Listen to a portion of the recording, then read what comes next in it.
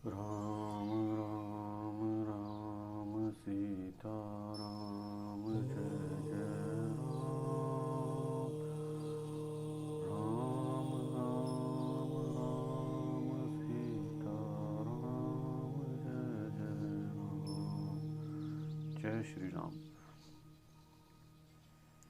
श्रीमद् वाल्मीकि रामायण के अरण्य कांड में रावण के द्वारा अपना सीता मैया को अपना पराक्रम का वर्णन तथा सीता द्वारा उसको कड़ी फटकार।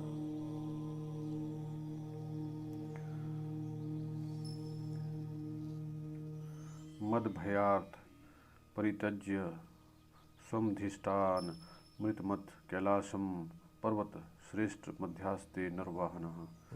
मेरे ही भय से रावण बोल रहा है, मेरे ही भय से पीड़ित हो नरवाहन कुबेर ने अपनी समृद्धशाली पूरी लंका का परित्याग करके इस समय पर्वत श्रेष्ठ कैलाश की शरण ली है। भद्रे, उनका सुपवित्र पुष्पक नामक सुंदर विमान जो इच्छा के अनुसार चलने वाला है, मैंने पराक्रम से जीत लिया है और उस विमान द्वारा मैं आकाश में विचरता हूँ। मिथिलेश कुमारी, जब मुझे रोष चढ़ा है उस समय इंद्र आदि सब देवता मेरा मुंह देखकर ही भय से थर्रा उठते हैं और इधर उधर भाग जाते हैं।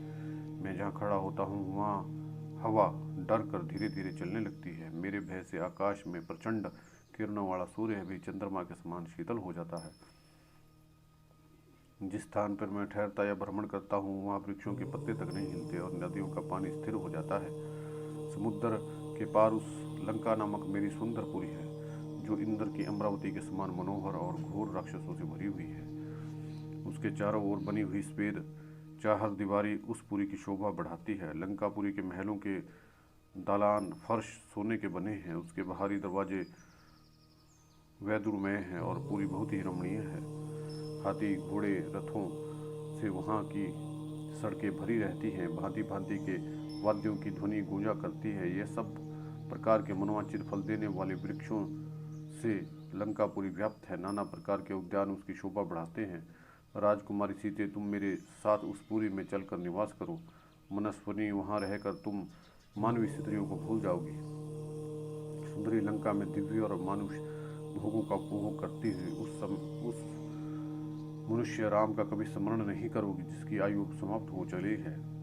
विशाल लोचने राजा दशरथ ने अपने प्यारे पुत्र को राज्य पर बिठाकर जिस अल्प पराक्रमी ज्येष्ठ पुत्र को वन में भेज दिया, उस राज्य भ्रष्ट बुद्धिहीन एवं तपस्या में लगे हुए तापस राम को लेकर क्या करोगी? यह राक्षसों का स्वामी स्वयं तुम्हारे द्वार पे आया है। तुम इनकी रक्षा करो, इसे मन से चाहो।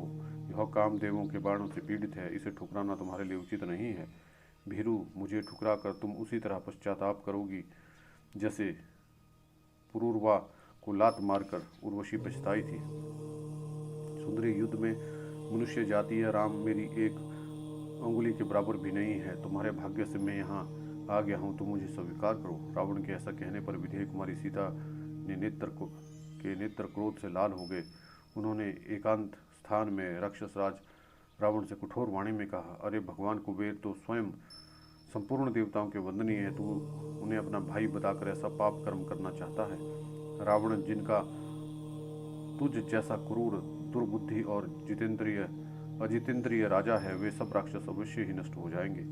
इंद्र का पति शची का अपहरण करके संभव है कि कोई जीवित रह जाए, किंतु राम की पत्नी मुझ सीता का हरण करके कोई कुशल नहीं रह सकता। राक्षस वज्रधारी इंद्र की अनुपम रूपवती भार्या शची का तिरस्कार करके संभव है उसके बाद भी चिरकाल तक जीवित रह जाए, परंतु मेरी जैसी स्त्री का अपमान करके तू अमृत पी ले तो भी जीते जी छुटकारा नहीं मिल सकता।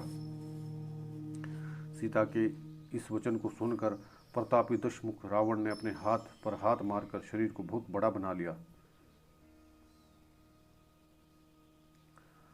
वह बातचीत करने की कला को जानता था। उसने मिथिलेश कुमारी सीता से फिर इस प्रकार कहना आरंभ किया, मेरी समझ में तुम पागल हो गई हो, इसलिए तुमने मेरे बल और पराक्रम की बातें अनसुनी कर दी है। अरे मैं आकाश में खड़ा हो इन दोनों भुजाओं से ही सारी पृथ्वी को उठा सकता हूँ, समुद्र पी जा सकता हूँ और युद्ध में स्थित मौत को भी मार सकता हूँ। काम और रूप से उन्मत्त रहने वाली नारी, यदि मैं चाहूँ तो तीखे बाणों से सूर्य को भी व्यथित कर दूं, इस भूतल को भी विदीर्ण कर दूं, मैं इच्छानुसार रूप धारण करने में समर्थ हूँ, तुम मेरी ओर देखो। ऐसा कहते कहते क्रोध में भरे हुए रावण की आंखें, जिनके प्रांत भाग काले थे, जलती हुई आग के समान लाल हो गई। कुबेर के छोटे भाई रावण ने तत्काल अपने सौम्य रूप को त्याग कर तीखा एवं काल के समान विकराल अपना स्वाभाविक रूप धारण कर लिया।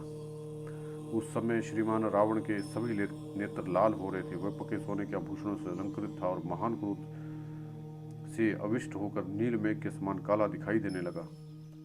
वह विशाल काय निशाचर परिवाचक के उस छवेश को त्याग कर 10 मुख और 20 भुजाओं के से संयुक्त हो गया। उस समय राक्षस रावण ने अपने सहज रूप को ग्रहण कर लिया और लाल वस्त्र पहनकर वह स्त्री रत्न सीता की ओर देखता हुआ खड़ा हो गया। काले केश वाली मैथिली वस्त्राभूषणों से विभूषित हो सूर्य की प्रभा सी जान पड़ती थी। रावण ने उसे कहा, वरारोही, यदि तुम तीनों लोगों में विख्यात पुरुष को अपनी पति बनाना चाहती हो तो मेरा आश्रय लो, मैं ही तुम्हारे योग्य पति हूँ। भद्रे, मुझे सुदीर्घ काल के लिए स्वीकार करो, मैं तुम्हारे लिए सप्रियणीय एवं प्रशंसनीय पति होऊंगा तथा कभी तुम्हारे मन के प्रतिकूल कोई बर्ताव नहीं करूंगा। मनुष्य राम के विषय में तुम्हारा अनुराग है, उसे त्याग दो, मुझसे स्नेह करो। अपने को पंडित मानने वाली मूढ़ नारी जो राज्य से भ्रष्ट है, जिसका मनोरथ सफल नहीं हुआ है और जिसकी आयु सीमित है, उस राम में किन गुणों के कारण तुम अनुरक्त हो, जो एक स्त्री के कहने से सुहृदों सहित सारे राज्य का त्याग करके हिंसक जंतु से सेवित वन में निवास करता है, उसकी बुद्धि कैसी खोटी है। जो प्रिय वचन सुनने योग्य है और सबसे प्रिय वचन बोलने वाली थी, उस मिथिलेश कुमारी सीता से ऐसे अप्रिय वचन कहकर काम से मोहित हो उस अत्यंत दुरात्मा राक्षस रावण ने निकट जाकर माता के सम्मान आदरणीय सीता को पकड़ लिया, मानो बुद्ध ने आकाश में अपनी माता रोहिणी को पकड़ने का दुस्साहस किया हो। उसने बाएं हाथ से कमल नयनी की सीता के केशों सहित मस्तक को पकड़ा और दाहिना हाथ उनकी जंघा के नीचे लगाकर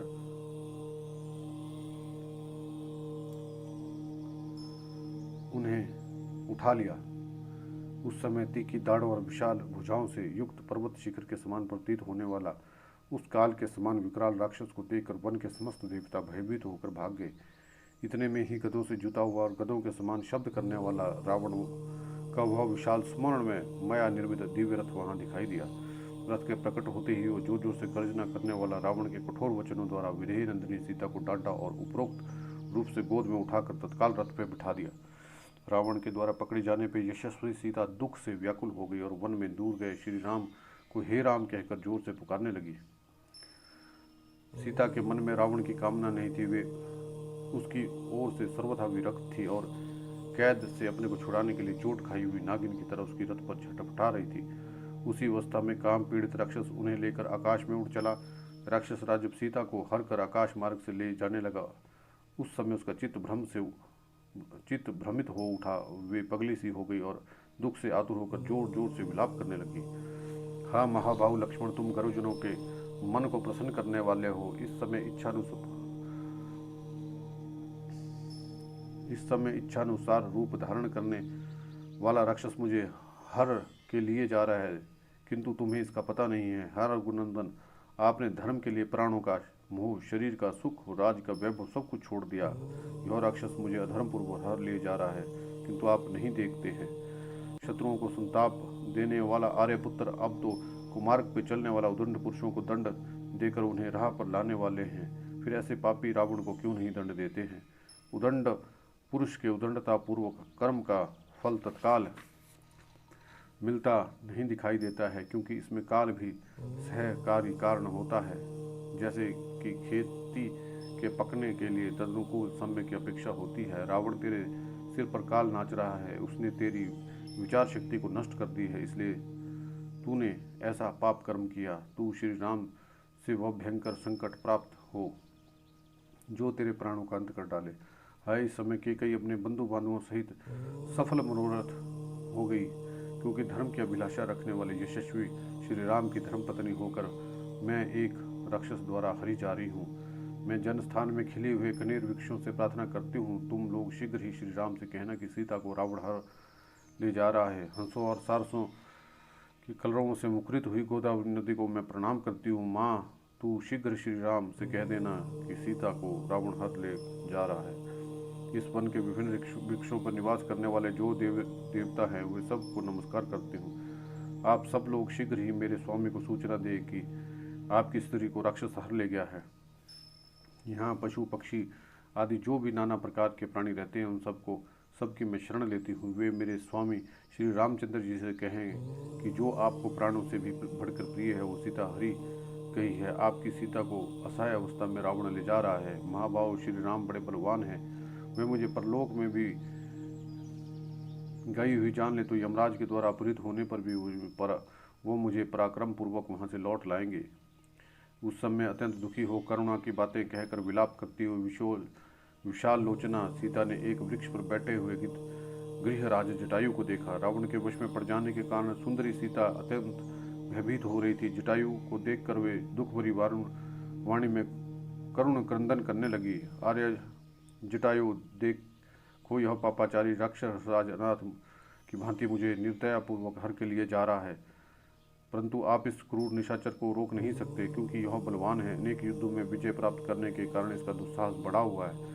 इसके हाथों में हथियार है और यह मन में दुष्टता से भरी हुई है। अरे जटायु, जिस प्रकार मेरा अपहरण हुआ है, वह सब समाचार आप श्री राम और लक्ष्मण से ज्यों का त्यों पूर्ण बता दीजिएगा।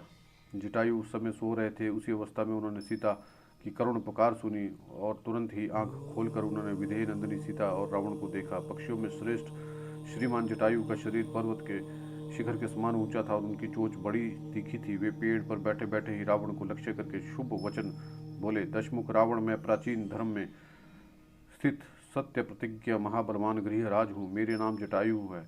भैया, इस समय मेरे सामने तुम्हें ऐसा निंदित कर्म नहीं करना चाहिए। दशरथ नंदन श्री राम जिस संपूर्ण जगत के स्वामी हैं और इंद्र और वरुण के समान पराक्रमी हैं तथा सब लोगों के हित में संलग्न रहने वाले हैं, ये उन्हीं जगदीश्वर श्री राम की यशस्वी धर्मपत्नी है और इन सुंदर शरीर वाली देवी का नाम सीता है, जिन्हें तुम हर कर ले जाना चाहते हो। अपने धर्म में स्थिर रहने वाला कोई भी राजा भला पराई स्त्री का स्पर्श कैसे कर सकता है। महाबली रावण राजाओं की स्त्रियां की भी सभी को विशेष रूप से रक्षा करनी चाहिए। पराई स्त्री के स्पर्श से जो नीच गति प्राप्त होने वाली है, उसे आपसे दूर हटा दो। बुद्धिमान वह कर्म ना करे जिससे दूसरी लोग निंदा करे। जैसे प्राय पुरुषों के स्पर्श से अपनी स्त्री की रक्षा की जाती है, उसी प्रकार दूसरों की स्त्री की भी रक्षा करनी चाहिए।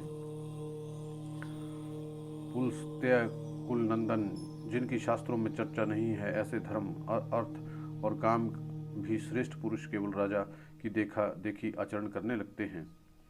राजा धर्म और काम का प्रवर्तक तथा द्रव्यों की उत्तम निधि है। अतः धर्म, सदाचार अथवा पाप, इन की प्रवृत्ति का मूल कारण राज ही है। राक्षस राज, जब तुम्हारा स्वभाव ऐसा पापपूर्ण है, तब तुम इतने चपल हो। तभी पापी को देवताओं के विमान की भांति तुम ऐश्वर्य कैसे प्राप्त हो गया। जिसका स्वभाव में काम ही प्रधानता है, उसके उस स्वभाव का परिमार्जन नहीं किया जा सकता, क्योंकि दुष्ट आत्माओं के घर में दीर्घ काल के बाद भी पुण्य का आवास नहीं होता है। जब महाबली धर्मात्मा श्री राम तुम्हारे राज्य और नगर में अब कोई अपराध नहीं करते, तब तुम उनका अपराध कैसे करते हो। यदि पहले शूर्पणखा का बदला लेने के लिए चढ़कर आए हुए अत्याचारी खर का अनायास ही महान कर्म करने वाले श्री राम ने वध किया, तो तुम ही ठीक ठीक बताओ कि इसमें श्री राम का क्या अपराध है, जिससे तुम उन जगदीश्वर की पत्नी को हर ले जाना चाहते हो। रावण, अब शीघ्र ही विधेय कुमारी सीता को छोड़ दो, जिससे श्री रामचंद्र जी अपनी अग्नि के समान भयंकर दृष्टि से तुम्हें जलाकर भस्म न कर दे। जैसे इंद्र का वज्र वत्रासुर का विनाश कर डालता था, उसी प्रकार श्री राम की रोषपूर्ण दृष्टि दग्ध कर डालेगी। तुमने अपने कपड़े में विषधर सर्प को बांध लिया और फिर इस बात को समझ नहीं पाते तुमने अपने गले में मौत की फांसी डाल ली है, और फिर भी यह तुम्हें सूझ नहीं रहा है। सौम्य पुरुष को उतना ही बोझ उठाना चाहिए जो उसे शिथिल ना कर दे, और अन्न भोजन करना चाहिए जो पेट में जाकर पच जाए, रोग ना पैदा करे। जो कार्य करने से ना तो धर्म होता है, ना कीर्ति बढ़ती है, और ना ही अक्षय यश प्राप्त होता है। उल्टे शरीर को खेद हो रहा है, उस कर्म का अनुष्ठान कौन करेगा। रावण बाप दादाओं से प्राप्त हुई इस पक्षी के राज्य का विधिवत पालन करते हुए मुझे जन्म से लेकर अब तक 60,000 वर्ष बीत गए हैं। अब मैं बूढ़ा हो गया हूँ, तुम नवयुवक हो। मेरे पास कोई युद्ध का साधन नहीं है, किंतु तुम्हारे पास धनुष, कवच, बाण, रथ सब कुछ है। फिर भी तुम सीता को लेकर कुशलतापूर्वक नहीं जा सकोगे। मेरे देखते देखते तुम विदेह नंदिनी सीता का बलपूर्वक अपहरण नहीं कर सकते। ठीक उसी तरह जैसे न्याय संगत हेतुओं से सत्य सिद्ध हुई वैदिक श्रुति को अपनी युक्ति के बल पर पलट नहीं सकता। रावण यदि शूरवीर हो तो युद्ध करो, मेरे सामने 2 घड़ी ठहर जाओ। फिर पहले जैसे खर मारा गया था उसी प्रकार तुम भी मेरे द्वारा मारे जाकर सदा के लिए सो जाओगे। जिन्होंने युद्ध में अनेकों बार दैत्य और दानवों का वध किया है, वे चीर वस्त्रधारी भगवान श्री राम तुम्हारा शीघ्र ही युद्ध भूमि में विनाश करेंगे। इस प्रकार मैं क्या कर सकता हूँ, वे दोनों राजकुमार बहुत दूर हैं। नीच यदि मैं उन्हें बुला लाऊं तो तुम उन दोनों के भय से शीघ्र ही भाग जाओगे, आंखों से ओझल हो जाओगे, इसमें संशय नहीं। कमल के समान नेत्रों वाली ये शुभ लक्ष्मणा सीता श्री राम की प्यारी पटनारी है। इनके जीते जी तुम इसे नहीं, मेरे जीते जी इन्हें यहाँ से नहीं ले जा पाओगे। मुझे अपने प्राण देकर भी महात्मा श्री राम तथा राजा दशरथ का प्रिय कार्य अवश्य करना होगा। दशमुख रावण, ठहरो ठहरो, केवल 2 घड़ी रुक जाओ, फिर देखो। जैसे डंठल से फल गिरता है उसी प्रकार तुम्हें इस रथ से नीचे गिराए देता हूँ। निशाचर, अपनी शक्ति के अनुसार युद्ध में मैं तुम्हारा पूरा आतिथ्य सत्कार करूँगा। तुम्हें बलि बांटी भेंट पूजा दूंगा। आगे जटायु तथा रावण का घोर युद्ध और रावण के द्वारा जटायु का वध बताया गया है। जटायु के ऐसा कहने पर राक्षस राज रावण क्रोध से आंखें लाल किए अमर्ष में भरकर उन पक्षीराज की ओर दौड़ा। उस समय उनके कानों में तपाए हुए सोने के कुंडल झलमला रहे थे। उस महासमर में उन दोनों का एक दूसरे पर बड़ा भयंकर प्रहार होने लगा, मानो आकाश में वायु से उड़ाए गए 2 मेघ खंड आपस में टकरा गए हों। उस समय गृह और राक्षस में वह बड़ा अद्भुत युद्ध होने लगा, मानो 2 पंखधारी माल्यवान पर्वत एक दूसरे से भिड़ गए हों। रावण ने महाबली गृहराज जटायु पर नालिक, नाराच और तीखे अग्रभाल वाले विकिरण नामक महाभयंकर अस्त्रों की वर्षा आरंभ की। पक्षीराज गृह जाति जटायु ने युद्ध में रावण के उन बाण समूह और अन्य अस्त्रों का आघात सह लिया तथा जब उन महाबली पक्षी शिरोमणि ने अपने तीखे नखों वाले पंजों से मार कर रावण के शरीर में बहुत से घाव कर दिए, तब दशग्रीव ने क्रोध में भरकर अपने शत्रु को मार डालने की इच्छा से 10 बाण हाथ में लिए जो काल दंड के समान भयंकर थे। महाक्रमी रावण ने धनुष को पूर्णतः खींचकर छोड़े गए उन सीधे जाने वाले तीखे, पैने और भयंकर बाणों द्वारा जिनके मुख पर शल्य लगे हुए थे, गृहराज को क्षत विक्षत कर दिया। जटायु ने देखा जनकनंदिनी सीता राक्षस के रथ पर बैठी हैं और नेत्रों से आंखें बाहरी हैं। उन्हें देखकर गृहराज अपने शरीर में लगे हुए उन बाणों की परवाह न करके सहसा राक्षस पर टूट पड़े।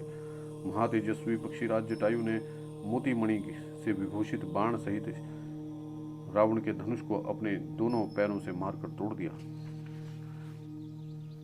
फिर तो रावण क्रोध में भर गया और दूसरा धनुष हाथ में लेकर सैकड़ों हजारों बाणों की झड़ी लगा दी। उस समय युद्ध स्थल में गिरिराज के चारों ओर बाणों का जाल सा तन गया। वे उस समय घोंसले में बैठे हुए पक्षी के समान प्रतीत होने लगे। तब महातेजस्वी जटायु ने अपने दोनों पंखों से ही उन बाणों को उड़ा लिया और पंजों की मार से पुनः उसके धनुष के टुकड़े कर डाले। रावण का कवच अग्नि के समान प्रज्वलित हो रहा था। महातेजस्वी पक्षीराज ने उसे भी पंखों से मार मार कर छिन्न भिन्न कर दिया। तत्पश्चात उन बलवान वीर ने सम्रांग में पिशाच के से मुख वाले उन वेग वाली गधों को भी, जिनकी छाती पर सोने के कुछ बंधे हुए थे, मार डाला। तदनंतर अग्नि की भांति दीप्तिमान मणिमय सोपान से विचित्र अंगों वाले तथा इच्छानुसार चलने वाले त्रिवेणी संपूर्ण विशाल रथ को भी तोड़ फोड़ डाला। इसके बाद पूर्ण चंद्रमा की भांति सुशोभित छत्र और चंवर को भी धारण करने वाले राक्षसों के साथ ही वेगपूर्वक मार डाला। फिर उन महाबली तेजस्वी पक्षीराज ने बड़े वेग से चोंच मारकर रावण के सारथी का विशाल मस्तक भी धड़ से अलग कर दिया। इस प्रकार जब धनुष टूट गया, रथ चौपट हो गया, घोड़े मारे गए और सारथी भी काल के काल में चले गया, तब रावण सीता को गोद में लिए पृथ्वी पर गिर पड़ा। रथ टूट जाने से रावण को धरती पर पड़ा देख सब साधु प्राणी साधु साधु कर गृहराज की प्रशंसा करने लगे। वृद्धावस्था के कारण पक्षीराज को थका हुआ देख रावण को बड़ा हर्ष हुआ और वो मैथिली को लिए फिर आकाश में उड़ चला। जनक किशोरी को गोद में लिए जब आकाश प्रसन्नतापूर्वक जाने लगा, उसी समय अन्य साधन तो नष्ट हो गए थे, किंतु एक तलवार उसके पास सहस रह गई थी। जाते देख महातेजस्वी गृहराज जटायु उड़कर रावण की ओर दौड़े और उसे रोककर इस प्रकार बोले, मंदबुद्धि रावण, जिनके बाणों का स्पर्श वज्र के समान है, उन श्री राम की धर्मपत्नी को तुम अवश्य राक्षसों के वध के लिए जा रहे हो। जैसा प्यासा मनुष्य जल पी रहा हो, उसी प्रकार तुम मित्र बंधु मंत्री सेना परिवार सहित यह विश्वास कर रहे हो। अपने कर्मों का परिणाम न जानने वाले अज्ञानी जन जैसे शीघ्र नष्ट हो जाते हैं, उसी प्रकार तुम भी विनाश के गर्त में गिरोगे। तुम कालपाश में बंध गए हो, कहाँ जाकर उससे छुटकारा पाओगे। जैसे जल में उत्पन्न होने वाला मत्स्य मांस युक्त बंसी को अपने वध के लिए निगल जाता है, उसी प्रकार तुम भी अपनी मौत के लिए सीता का अपहरण करते हो। रावण को कुष्ठकुल भूषण रघुकुल नंदन श्री राम और लक्ष्मण दोनों भाई दुधर्ष वीर है, वे तुम्हारे द्वारा अपने आश्रम पे किए गए इस अपमान अपराध को कभी क्षमा नहीं करेंगे। तुम कायर और डरपोक हो, तुमने जैसा लोकनिंदित कर्म किया है, यह चोरों का मार्ग है। वीर पुरुष ऐसा मार्ग का आश्रय नहीं लेते हैं। रावण, यदि शूरवीर हो तो 2 घड़ी और ठहरो और मुझसे युद्ध करो, फिर तुम भी इस प्रकार मरकर पृथ्वी पर सो जाओगे जैसे तुम्हारा भाई खर सोया था। विनाश के समय पुरुष जैसा कर्म करता है, तुमने भी अपने विनाश के लिए वैसा ही अधर्मपूर्ण कर्म किया है। जिस कर्म के करने से कर्ता का पाप फल से संबंध होता है, उस कर्म को कौन पुरुष निश्चित रूप से कर सकता है। लोकपाल इंद्र तथा भगवान स्वयंभू भी वैसा कर्म नहीं कर सकते। इस प्रकार उत्तम वचन कहकर पराक्रमी जटायु उस राक्षस दशग्रीव की पीठ पर बड़े वेग से जा बैठे और उसे पकड़ कर अपने नखों द्वारा चारों ओर से चीरने लगे, मानो कोई हाथीवान किसी दुष्ट हाथी के ऊपर सवार होकर उस अंकुश से छेद रहा हो। नख, पंख, चोंच ये जटायु के हथियार थे। वे नखों से खरोंचते थे, पीठ पर चोंच मारते थे और बाल पकड़कर उखाड़ लेते थे। इस प्रकार जब गृहराज ने बारंबार क्लेश पहुंचाया, तब राक्षस कांप उठा। क्रोध के मारे उसके होंठ फड़फड़ाने लगे। उस समय क्रोध से भरे रावण ने विधेय वंदनी सीता को बाईं गोद में करके अत्यंत पीड़ित हो जटायु पर तमाचे का प्रहार किया, किंतु उस वार से बचकर शत्रुगमन गृहराज जटायु ने अपनी चोंच से मार मार कर रावण की दशों बाईं भुजाओं को उखाड़ लिया। उन बाहों के कट जाने पर बॉम्बी से प्रकट होने वाली विष की ज्वालामालाओं से युक्त सर्पों की भांति तुरंत दूसरी नई भुजाएं सहसा उत्पन्न हो गई। तब पराक्रमी दशरथ ने सीता को छोड़ दिया और गृहराज को क्रोधपूर्वक मुक्क और लातों से मारना आरंभ किया। उस समय उन दोनों अनुपम पराक्रमी वीर राक्षस राज रावण और पक्षीराज जटायु में 2 घड़ी तक घोर संग्राम होता रहा। तदनंतर रावण ने तलवार निकाली और श्री रामचंद्र जी के लिए पराक्रम करने वाले जटायु के दोनों पंख, पैर और पार्श्वभाग काट डाले। भयंकर कर्म करने वाले उस राक्षस द्वारा सहसा पंख काट ले जाने पर महागृह जटायु पृथ्वी पर गिर पड़े और अब वे थोड़ी देर के मेहमान थे। अपने बंदों बांधों के समान जटायु को खून से लथपथ होकर पृथ्वी पर पड़ा देख सीता दुख से व्याकुल हो उनकी ओर दौड़ी। जटायु के शरीर की कांति नीले मेघ के समान काली थी, उनका छाती का रंग श्वेत था। वे बड़े पराक्रमी थे, तो भी उस समय बुझे हुए दवानल के समान पृथ्वी पर गिर पड़े। लंकापति रावण ने उन्हें इस अवस्था में देखा। तदनंतर रावण ने वेग से रौंद कर धराशायी हुए जटायु को पकड़कर चंद्रमुखी जनक नंदिनी सीता पुनः उस समय वहां रोने लगी। रावण के द्वारा मारे गए गृहराज की ओर देखकर चंद्रमुखी सीता अत्यंत दुखित होकर विलाप करने लगी। मनुष्यों को सुख दुख से प्राप्ति के सूचक लक्षण स्वपन, पक्षी के स्वर, उनके दाएं बाएं दर्शन आदि शुभाशुभ नित्य अवश्य दिखाई देते हैं। कुकुष्ठ कुलभूषण श्री राम मेरे अपहरण की सूचना देने के लिए निश्चय ही ये मृग और पक्षी अब सूचक मार्ग से दौड़ रहे हैं, परंतु उनके द्वारा सूचित होने पर भी आप इस महान संकट को अवश्य ही आप नहीं जानते हैं। हा राम, ये मेरा कैसा अभाग्य है जो कृपा करके मुझे बचाने के लिए यहाँ आए थे। वे पक्षी प्रवर जटायु और निशाचर द्वारा मारे जाकर पृथ्वी पर पड़े हैं। हे राम, हे लक्ष्मण, आप दोनों ही मेरी रक्षा करें, क्योंकि यह अत्यंत डरी हुई सुंदरी सीता इस प्रकार क्रंदन करने लगी जैसे निकटवर्ती देवता और मनुष्य सुन सके। उनके पुष्पहार आभूषण मसल कर छिन्न भिन्न हो गए थे। वे अनाथ की भांति विलाप कर रही थी। उस अवस्था में राक्षस राज रावण उन विदेह कुमारी सीता की ओर दौड़ा। वे लिपटी हुई लता की भांति बड़े बड़े वृक्षों से लिपट जाती और बारंबार कहती, मुझे इस संकट से छुड़ाओ, मुझे इस संकट से छुड़ाओ। इतने में निशाचर उनके पास जा पहुंचा। वन में श्री राम से रहित होकर सीता को राम राम की रट लगाती देख उस काल के समान विकराल राक्षस ने अपने ही विशाल विनाश के लिए उनके केश पकड़ लिया, और सीता का इस प्रकार तिरस्कार होने पर भी समस्त चराचर जगत मर्यादा रहित और अंधकार से अछन्न सा हो गया। वहाँ वायु की गति रुक गई और सूर्य की भी प्रभा फीकी पड़ गई। श्रीमान ब्रह्मा पितामह ब्रह्मा जी दिव्य दृष्टि से विधेय नंदिनी का भाव राक्षस के द्वारा केशाकर्षण रूप अपमान देकर बोले, बस अब कार्य सिद्ध हो गया। सीता के केशों का खींचा जाना देख दंडकारण्य में निवास करने वाले वे सभी महर्षि मन ही मन व्यथित हो उठे। साथ ही अकस्मात रावण का विनाश निकट आया जान उनको बड़ा हर्ष हुआ। बेचारी सीता हा राम करके रो रही थी, लक्ष्मण को भी पुकार रही थी। उस अवस्था में राक्षसों का राजा रावण उन्हें लेकर आकाश मार्ग से चल दिया। तपाए हुए सोने के आभूषणों से वह सारा अंग विभूषित था, जैसे पीले रंग के रेशमी साड़ी पहने हुई थी। अतः उस समय राजकुमारी सीता सुदाम पर्वत से प्रकट हुई विद्युत के समान प्रकाशित हो रही थी। उनके फहराते हुए पीले वस्त्र से उपलक्षित रावण दमनल से उद्भासित होने वाले पर्वत के समान अधिक शोभा पाने लगा।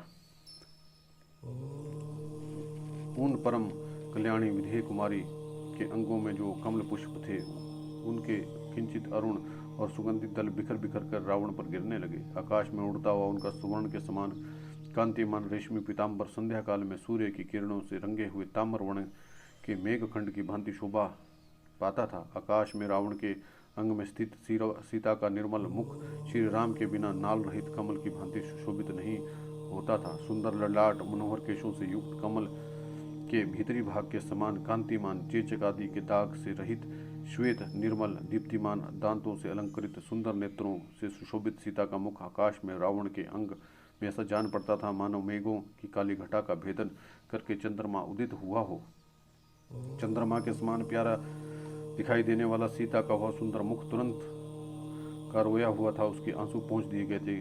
उसकी सुघड़ नासिका और तथा तांबे जैसा लाल लाल मनोहर होंठ थे। आकाश में वह अपनी सुनहरी प्रभा बिखेर रहा था। राक्षस राज के वेगपूर्ण चलने से उसमें कंपन हो रहा था। इस प्रकार वह मनोहर मुख भी श्री राम के बिना उस समय दिन में उगे हुए चंद्रमा के समान शोभाहीन सा प्रतीत होता था।